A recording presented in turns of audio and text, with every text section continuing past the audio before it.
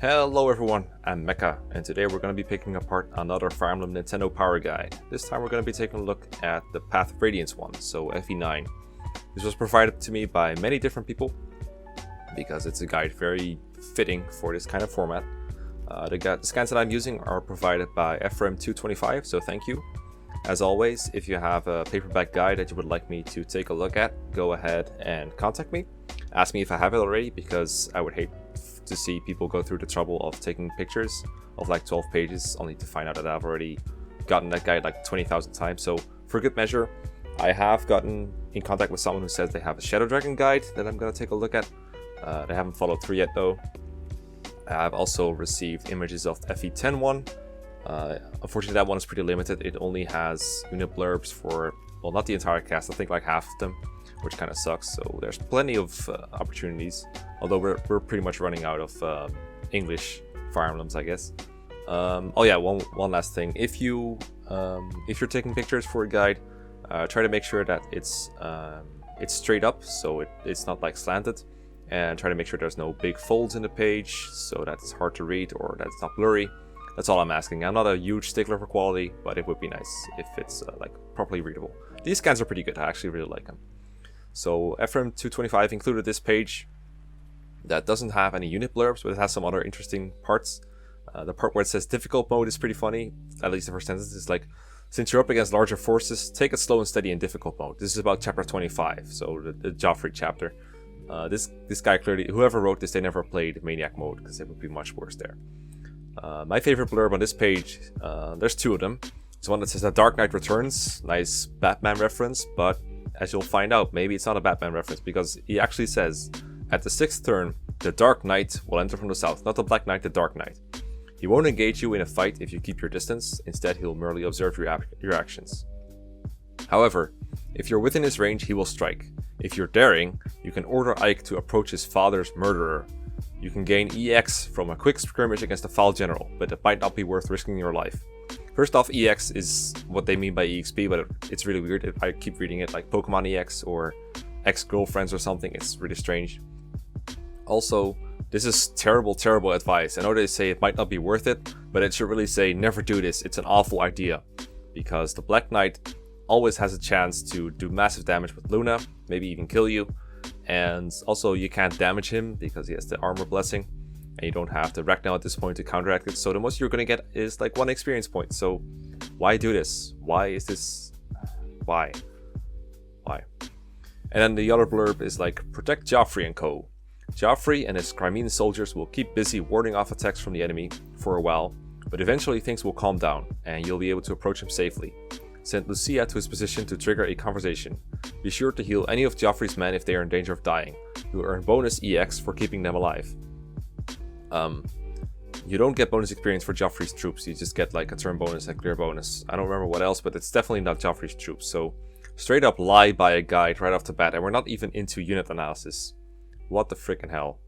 I'm not even gonna talk about getting Lucia there, because that's obviously hard, but I guess if you want to get all the conversations, it's understandable, but why say you get bonus experience? Like, if you're not sure of something, check it, and if you can't check it, don't write it. Write something else. I'm sure you can think of something. Why? Just... But now, what we actually came here for. Characters and their classes. You encounter a cast of colorful characters throughout your quests. Some allies will be provided to you, but others you'll need to recruit during one of the many tense battles. Gain the trust of strangers to bulk up your fighting force. Basically, build an army, trust everyone. That's this guide's motto. First page of this guide actually doesn't look that bad, but trust me, it is going to get real bad, real fast. You're gonna be wondering what the hell they were thinking. So a couple of blurbs I want to talk about here. Affinity. Affinity impacts the stat bonus that characters will receive from support conversations, and it lists all the affinities. Good, but you know what would be really nice if they listed what every affinity did, and also if they didn't call Earth ground for some odd reason. That's kind of strange. But why not just list the bonuses here? It's listed in-game, so there's no excuse not to know them. And if you're not going to talk about anything except the list of these, then why even put them here? Recruitment, you'll meet various characters as you progress through the game. That's all fine, we talked about this. Level up probability, this is one I should talk about.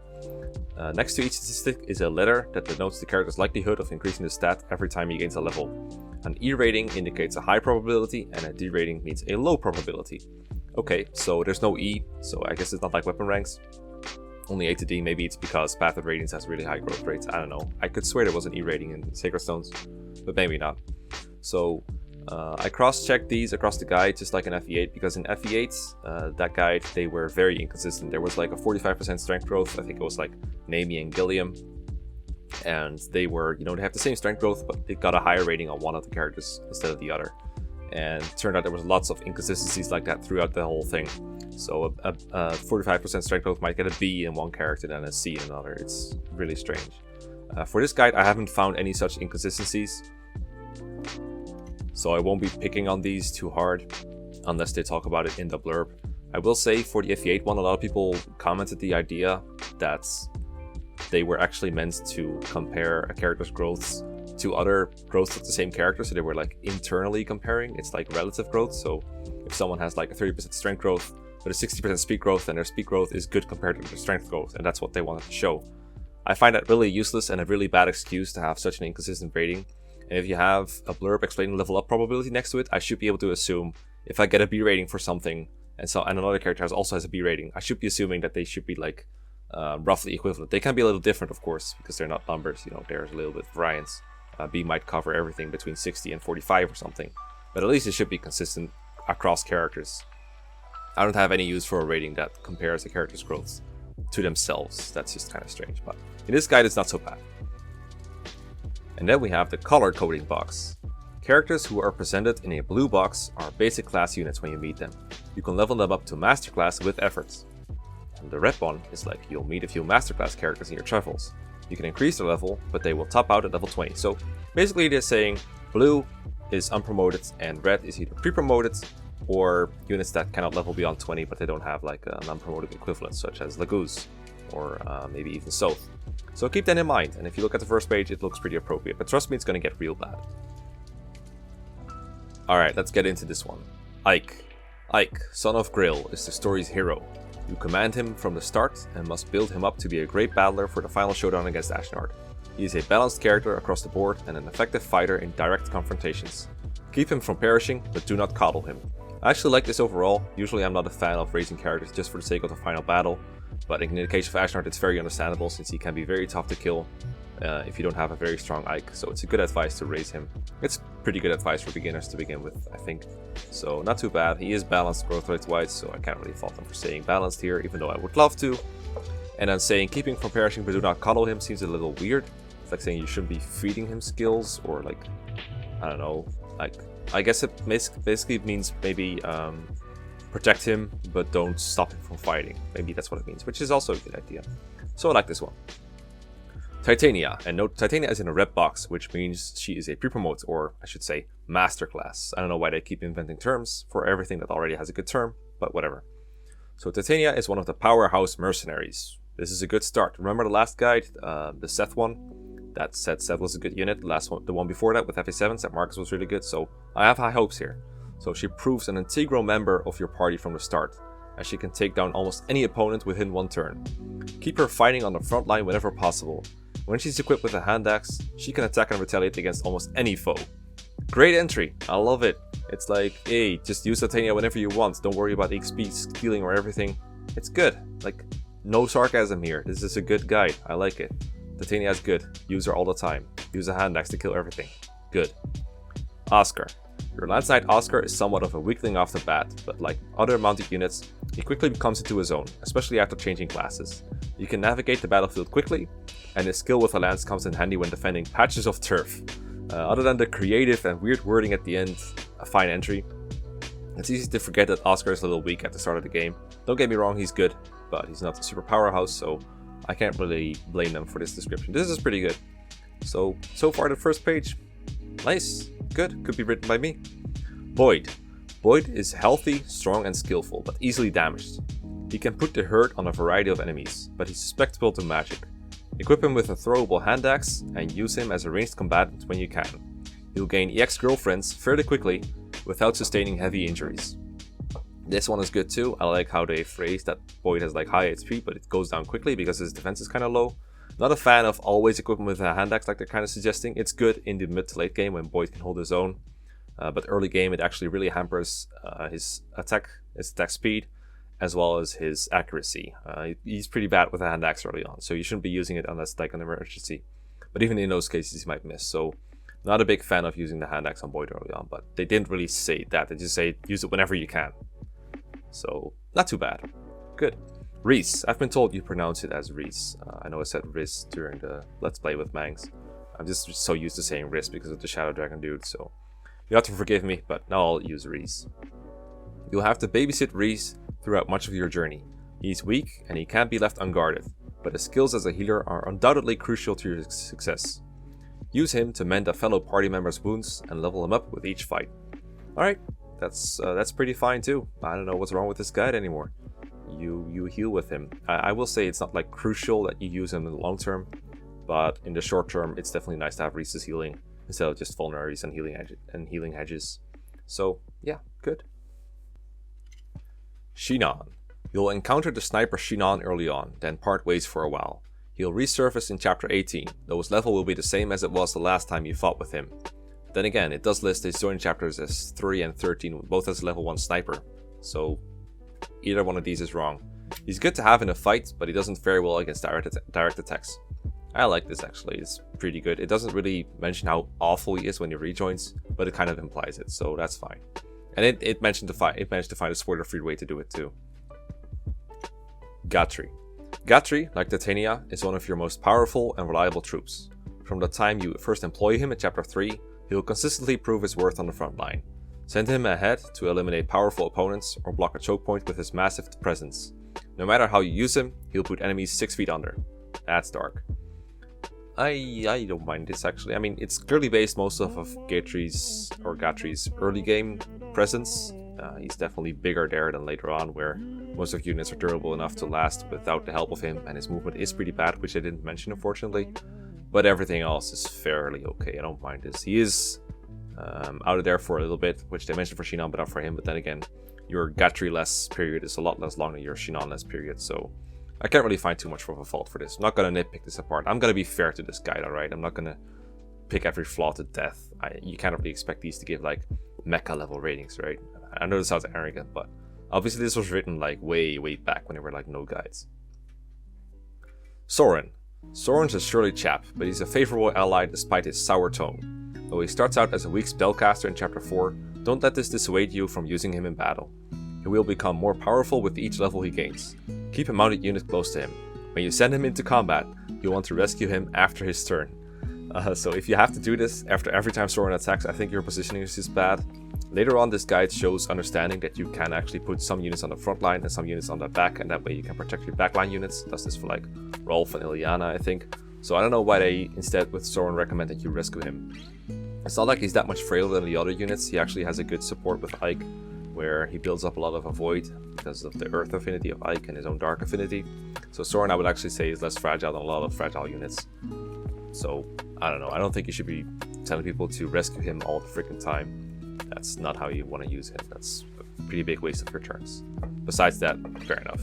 He will become more powerful with each level he gains. It's something you can put in any character's biography, basically. Mia.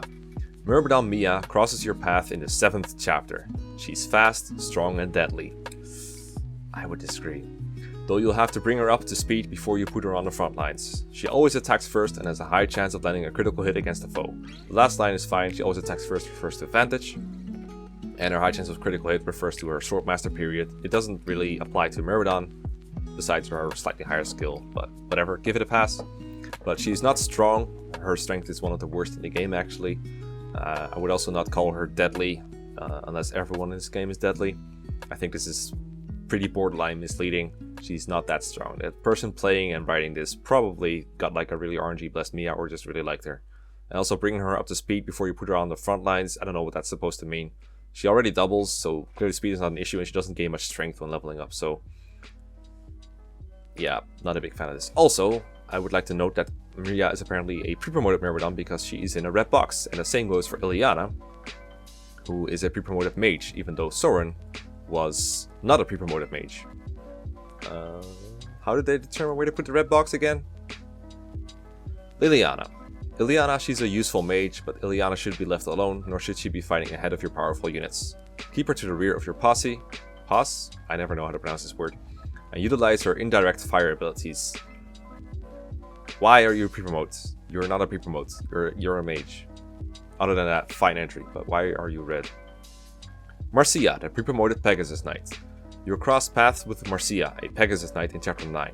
Like other flying units, she's not the strongest combatant, but her ability to soar over rocky terrain makes her useful in inhospitable locations. She can also whisk an injured party member away from trouble. I gotta say, this guide writes in a way that is not very easy to read for someone who's not a native speaker. Or maybe I'm just not used to its style, but it uses some very weird words, I will say. I understand what it means, don't worry, I'm not that bad at English. I kind of take issue with saying Marcia is not the strongest combatant. I would accept this if this wasn't the guy that also praised Mia and has several other characters being like treated as good at combat. Marcia's combat isn't the best ever. Her strength is on the low side, but it can be augmented in some ways. So I think that's a weird thing to say about her. Besides that, it's fine. Mist, the pre-promoted cleric. Mist is a low-level healer. She shows up 1/3 the way through the game at a point when your priest has gained considerable ex-girlfriends. Even though she's weak and you must attend to her at all times, you should use her skills. She'll taunt the Black Knight and initiate a showdown near the end of the game. This is a strange entry. Not a big fan of this one. First off, she's not a pre-promote. She is weak, sure, and like Rhys has gained a lot of EXP, but at the same time he doesn't do a whole lot with those levels. Rhys' stats aren't exactly excellent, neither are Mist's, but maybe it would be good to mention that Mist is actually much better in the long term because she gets a mount, whereas Rhys gets one-rounded by a lot of things even after he's being trained. Like, it's just not that good. And she'll taunt the Black Knight and initiate a showdown. Why is this in a gameplay guide? Why does that matter? I guess story sometimes has a little bit of relevance in these things, but would it be more important or better to mention that she's one of the only people who can help Ike fight the Black Knight? That seems like a pretty important thing to mention. And I think the line about taunting the Black Knight is actually referring to her battle quote against the Black Knight, where if Mist attacks him, they have like a bit of a conversation, of course, because the Black Knight is as important to Mist as he is to Ike. But that fight also gets Mist killed instantly because the Black Knight is super OP. So it's a very bad idea to get this conversation. I don't know why this guy is obsessed with getting up against the Black Knight.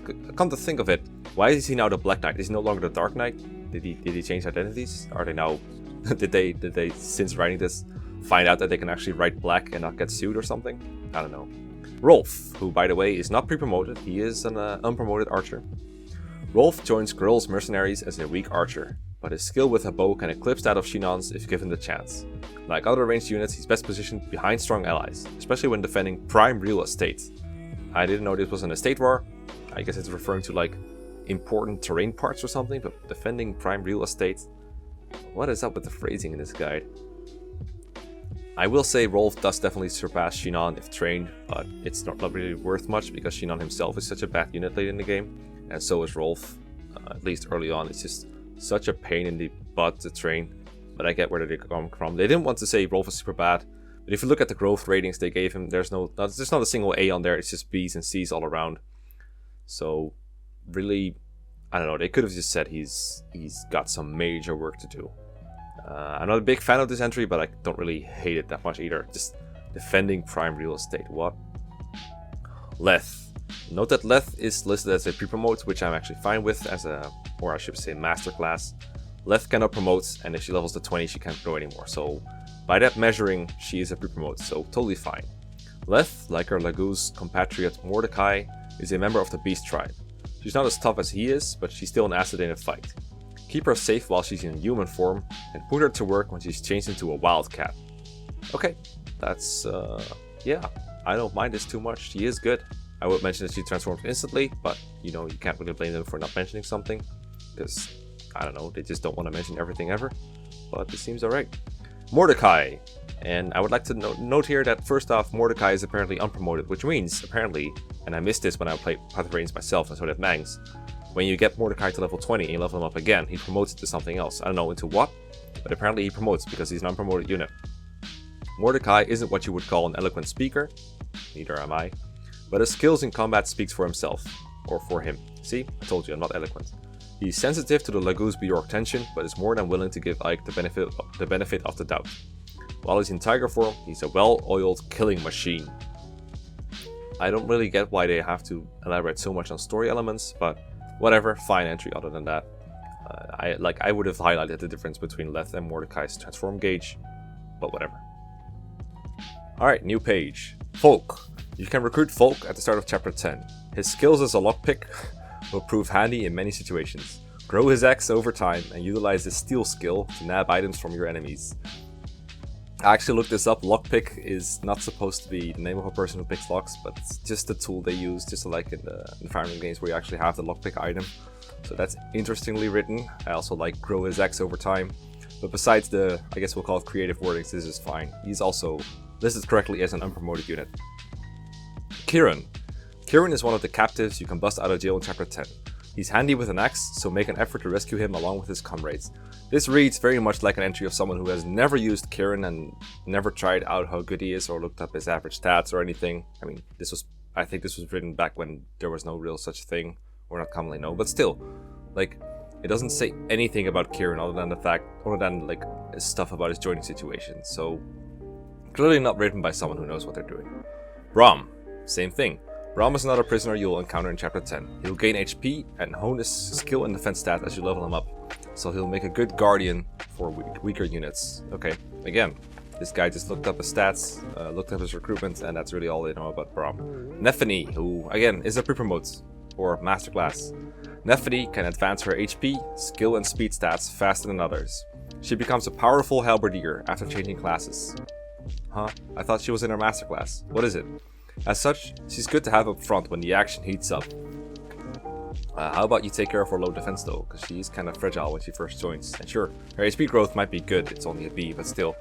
But she is not that durable until like way after promotion.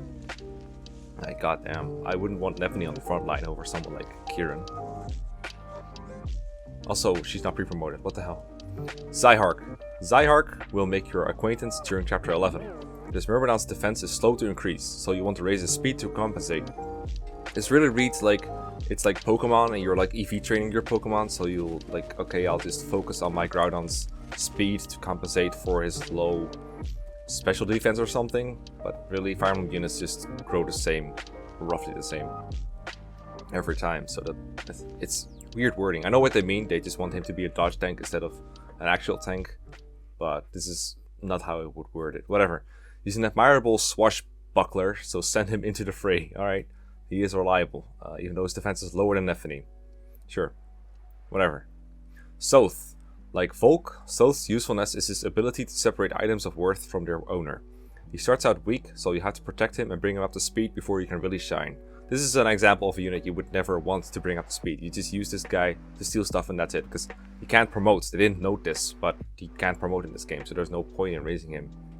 He doesn't really have any long-term potential. Like, even the most stubborn people who like to raise zeros to heroes would know that Soth is not a unit that you want to raise. He's just a unit you want to use whenever he has utility. Bad unit. Jill, the pre-promoted Wyvern Rider. Wyvern Riders like Jill are susceptible to ranged attacks from bowmen and magic users. Consider equipping her with a full guard to negate this vulnerability. Hey, just what they said what they said about Heath. Okay. Use her to fly over mountainous terrain and rescue injured party members. They seem to think that rescuing is only useful to like actually rescue injured people and frail people. It's much more widely useful than that, but it is a potential use of Jill, so we'll give it a pass. Astrid. You can develop Astrid's skill and speed stats fairly quickly. Since she's an effective ranged fighter, you'll want to employ her to take out winged units, mages and sages when the opportunity arises. I don't know why she would be particularly effective against mages and sages. Her resistance is that high, and sure, they have low defense, but at the same time they will counter both ranged and non-ranged units, so I know why Astrid would specialize. I would say she's better at actually picking at units that cannot counter her, like, I don't know, fighters, Myrmidons, people like that. But I get what they mean. I don't know why they didn't make a note about Paragon. It's like the most important thing ever about Astrid.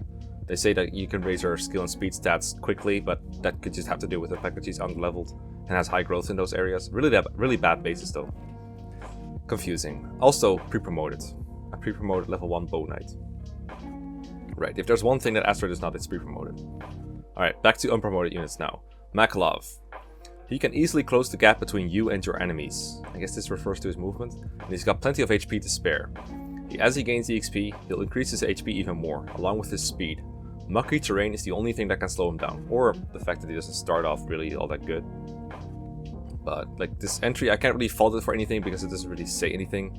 Plenty of HP to spare, he has good enough HP, but you could say the same for like half the cast. He has a decent base and okay growth, but not really that standout. He's not like Largo or anything. And yeah, as he gains XP, he'll get even more HP. Whoop-de-doo, duh. Stefan, who, by the way, is also unpromoted. Stefan, like Mia, is fast and furious. Well, for Stefan, it actually applies. His strength base is actually good, and he's definitely fast. He's got lots of HP, he's strong, and he'll quickly dispatch a foe. Or he's quick to dispatch a foe. The image is kind of blurry. He's an expert swordsman and a fantastic frontline fighter. Put him to use as soon as you can. Yeah, I think this is a good entry for Stefan, other than the whole... You know, it lists his class in there. I can't get over it. How did they decide which units start as their master class and which don't? Did they just roll a die or something? I don't fucking get it. But everything else about this entry is good. Tormod. Though he's a mage, Tormod's magic stat is slow to increase. It's like 35% growth, I think. Let me look that up real quick, because it's actually important to my points. Yeah, it's 45%. So he gets a C rating apparently. The same rating as he's getting for, like, for example, defense, which is 25. So that's a pretty big difference. His magic growth is definitely significantly better than the defense growth. So I don't know why they both got a C. So even with that internal logic, it doesn't make any sense. He's susceptible to injury and has a low defense. So he's not a unit you'll have to protect out in the field. Like other magic users, his ranged attacks get stronger as he gains levels. Yeah, no shit. His attacks become stronger. Yeah. No freaking shit. Also... yeah, there's literally nothing here about celerity. Again, very distinctive skill that puts him way apart from the rest of the cast. He's the only character with the celerity skill, but they just say nothing about it. Like, what uses a character guide that only says very general things? Next page, Warren. Warren is another member of the Beast tribe. He fights just as fiercely as Mordecai once he's changed into animal form. Use him as you would use other Lagoos. Keep him safe from attack until he transforms, then turn him loose. This would have been a perfect opportunity to talk about the Demi-Band that Warren joins with. Even though it's not like his to use, other people can use it too. You get it when he joins, so it would be a very good opportunity to talk about how good it is. If you're just going to talk about him the same things that you said about Mordecai and Leth, why not use that opportunity to say something new instead of repeating yourself? That's stupid. Also not in his masterclass. Devdon, another character who's not in his masterclass. So Nephany is a pre-promote and Devdon is not. You'll want to boost Devdon's speed and defense stats before shoving him ahead of your other units. I find this wording funny because Devdon is pretty hard to shove. Not like super heavy, but kind of hard. But I know they just mean putting him out there. Now watch this line. Utilize his HP reserves to soak up any attacks, especially during encounters against ranged personnel. What the actual fuck? The only semi-reasonable interpretation I have of this line is that they mean you equip Devdon with some kind of non-ranged weapon, so basically everything that's not a javelin or a flame lance, and just put him out there, and after you've boosted his speed and defense stats, of course, and then just soak up attacks while enemies don't get countered, and then you mop up the ranged attackers on player face. That's the most sensible thing I could find, but that's just dumb strategy because 1-2 ranged attacks are very easy to come by, and you can pretty easily make sure no one dies to them if you plan out properly where everyone goes. And Devdon is like the most durable unit ever, so this isn't even like a very sensible strategy. Saying to boost his speed and his defense stat, but doesn't really mention it how. The XP gain is kind of slow because he is a pre-promote despite what the guide says. And you can give him the Night Word, which will give him a defense and resistance boost and also boost his speed growth, but they never mention it. I really doubt they know anything about how the Night Word works, so what did they mean? Because if they didn't mean what I just said about equipping a one ranged weapon and luring ranged personnel, I don't even want to know what they did mean. I think they were just making up crap. Raisin, another unpromoted unit. I really wonder what Raisin promotes to. Maybe the guide will tell me. Even though he can't fight well enough to save himself, Raisin is worth keeping in your party. Like other Lagoos, he must transform before he becomes useful. Stop right there. No. Raisin is useful from the moment he exists, from turn 1. He's a dancer. He's not as amazing as he is when transformed, but he does dance for other units. He does make him move again. That's very useful. He becomes more useful when he transforms, sure, but he's not useless before then. He's not like Mordecai, or not like Moram or Leth. Bring him to battle when time is against you.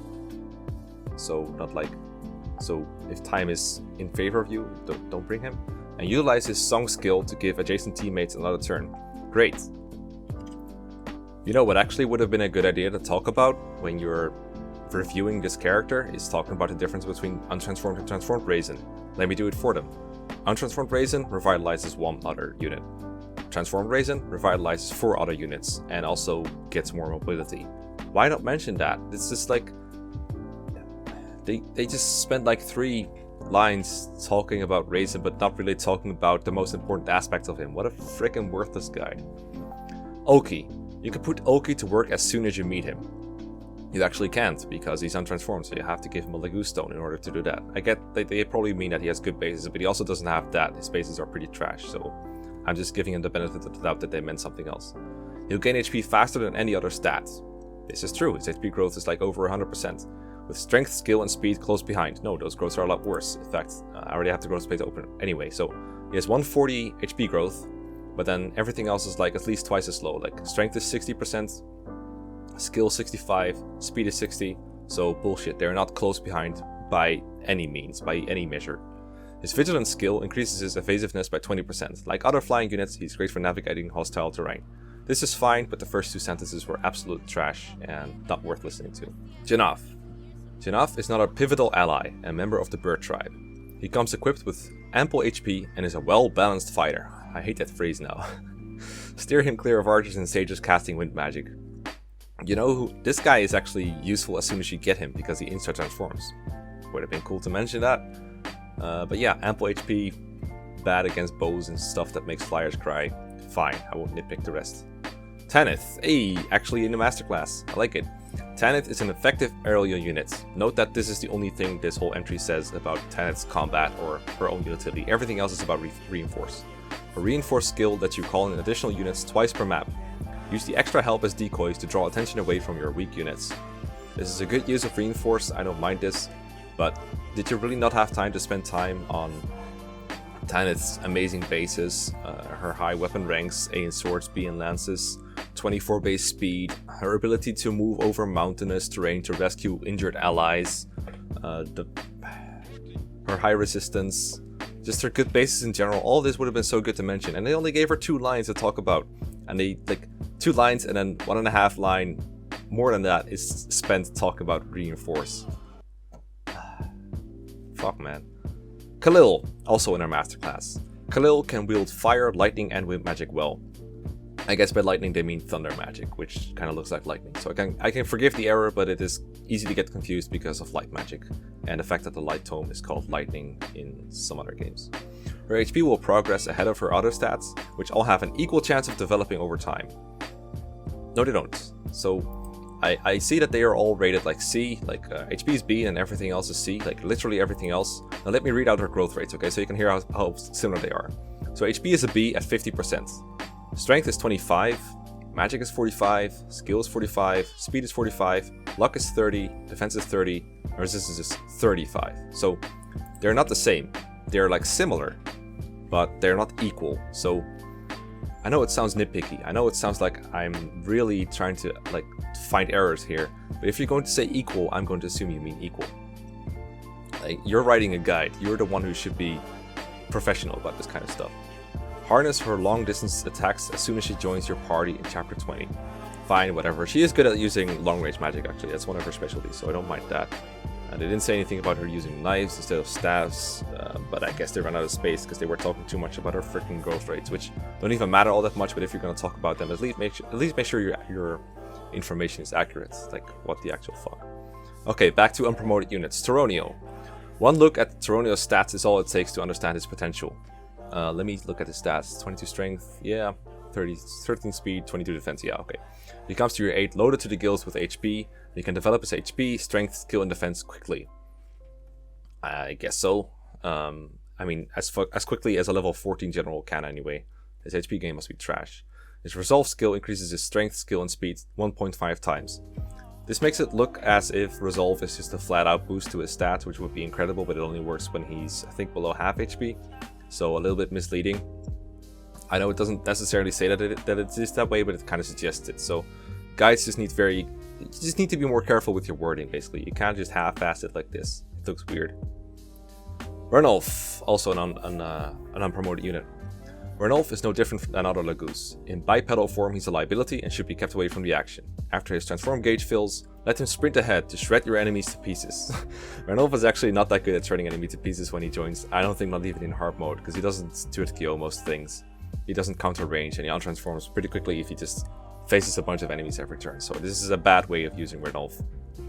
His stats aren't necessarily bad or anything, and he's not terrible at fighting like this, but yeah, having him sprint ahead of your other units, including mounted units, who I think are more mobile than him, especially if you take Kanto into account.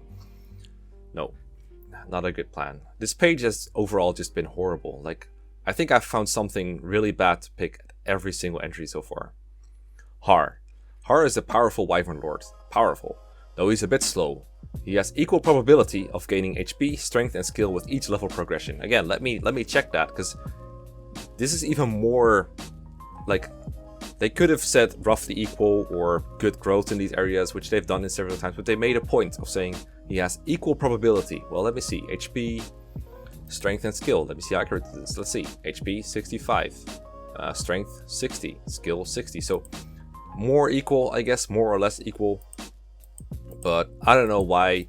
If you don't know this for sure, why say it exactly like this? Equal probability. It just makes no sense to me. He's good at rescuing. Here we go. This is all rescuing is good for. Rescuing injured teammates and advancing quickly through difficult environments. This is all they know how to do with flyers, apparently. Okay, last page, thank God. At least the horror entry was fine. Lucia. You'll encounter Lucia late in the game. She's got balanced stats across the board, and she's deadly with a sword. So deadly with that 15 strength of her. Should you choose to bring her into battle, she'll hold her own against the enemy. Now that's one thing that Lucia does not with her 36 HP and 10 defense. Lucia is not a good combat unit. I get that they don't want to say negative things, but Lucia is not that good, okay? Bad entry. Misleading, at the very least. Bastion. By the way, Lucia was masterclass, but Bastion apparently is not. Bastion is a strong sage who, when properly experienced, can wield powerful magic. Do you have to raise him for that or what? Because I know the guide says he's unpromoted, so maybe you have to properly experience him. I don't know. It's probably worth noting he can wield pretty much anything at base level. You won't meet him until late in the game, though his stats are high enough that you can put him to work quickly. Bastion's stats are not that good. They're like, he's not super bad. Like, even in the Maniac mode playthrough, I think me and Banks showed that he can do some stuff, but not a very self-sufficient guy at all. He always needs support around to wall him off of enemies, or he would just die. And again, I know that's Maniac mode, but you know, hard mode is pretty much the same story. Bastion is not that good. Joffrey. Note how all these people are freaking unpromoted. Paladin Joffrey is a mounted unit in the same class as Titania. Just say Paladin. He can travel far, hit fast, and hold down a solid defensive line when he has to. Sure. Use him as you would similar units, and keep him up front or protect the weaker units when appropriate. Okay. Yeah, I mean, it doesn't say much, but the things it does say are correct, so we'll move on. Largo. Steer clear of an angry berserker. Luckily, Largo will swing his axe for Grill's mercenaries when the time comes.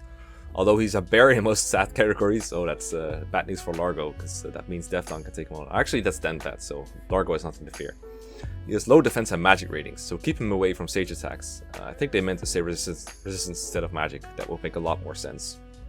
So a simple typo, but again, clearly no one who knew what they were doing has proofread this shit. Also unpromoted. Elincia, the master class. The fair Elincia, only member of the Princess Crimea class, can fly. Though initially she's weak, you should keep her around to deal the final blow to an injured enemy. She's a critical character, so keep an eye on her at all times. Not a single word about her staff utility. Just a flyer that should deal the final blow, and she's a critical character. She causes a game over, I guess is what they meant. Not a single word about staff utility, even though her staff rank is actually higher than her sword rank. I can't believe that. Another missed opportunity. It doesn't say anything wrong per se. It is if you wanna make Elincia good, you should probably make sure that she does finish weakened enemies to raise her up quickly. But it's so much easier to just use staffs. I think they just flat out forgot she uses staffs, even though the A rank staff is right there. Freaking bad. Before we go on to the next few entries, I just want to say, if you haven't read the whole story of Path of Radiance and you care about it, maybe skip the next few entries or something, or jump to my conclusion, because these are kind of spoilery. Ina, same thing. Masterclass, by the way, so good job, you got one right. Like other red dragons, Enna is susceptible to lightning. She can inflict minor damage against Ashnard, the Dane King, or low speed hampers her battle potential. As a Lagoose, she must fill her transform gauge before she's able to attack. I don't mind this one. This is probably how you would use Enna, yeah. Nazir. Nazir is even more powerful than his granddaughter, Enna, although he's just as vulnerable to lightning as she is. His high speed often grants him multiple attacks, and his strong defense protects him from hard-hitting foes such as the Dane King. Fine. Nothing really wrong with it. Tibarn. You can summon Tibarn in the final confrontation against Ashnard. He's full of HP and a great addition to your party during the final rush to victory. Strongly consider requesting his help when the opportunity presents itself. I mean, I don't think there's any reason to summon Tibarn over Gifka, but whatever. Fine. Masala. Masala is another 11th hour hero you can tap for support during the final battle. He's powerful, and he can scrap with the best of them. Keep in mind that he has the same vulnerabilities as other members of the bird tribe. Masala is probably the worst choice for summoning if you're up against Ashnard, but whatever. I'm okay with this. I've seen worse in this guide, let's just put it that way. And then finally, Gifka. Gifka is the strongest ally you can bring when you confront Ashnard in chapter, I think it says 29, even though it should be final, but whatever. This is all you really need to say about Gifka. Since he shows up late in the game, you don't need to build him up at all. Just throw him at your opponents, yeah. Okay, so the last 3 entries were good, but those were the easiest. In fact, the last 5 were probably good, but holy god, what the frick did they do wrong with the pre-promotes? Let me just count how often they got it wrong, alright? Okay, so the first page was all correct, but then page 149, it has 6 incorrect entries, either calling promoted units unpromoted or vice versa. 6. Next page actually has 4 of them, so that makes 10. 151 actually has 8 wrong entries for a total of 18, and then finally the last page has 7 wrong, including the last 3, Tibarn, Masala, and Gifka, to get to 7 more, making for 25 out of 46. They got over half of these wrong, so basically, if you did this just by chance, just rolling a die, you will probably get a better result if you wanted to know which characters came in their masterclass and which don't. What the actual hell. That alone makes this guide really bad, but then there was one page that had really bad advice overall. The page that starts with Moram and ends with Har, page 151. That one was really bad overall. Some other entries were pretty fine. I actually thought the first page was pretty good. I had high hopes, but then it just all came crashing down at some point. I think maybe this was written by like different people. I don't know. This is one hell of a bad guide. Like, this is probably the worst one so far, I think, in some aspects. Although maybe I'm just thinking the grass is greener on the other side. Maybe the other guides were better. Let me know what you think in the comments, if this guide was the worst or not, or if you thought another one of these was bad. Either way, thank you so much for submitting these. Thank you so much for watching these. And if you had a good time, let me know. Drop a like, and I'll see you around next time. Let me know which guidebook you want me to take a look at next. Bye!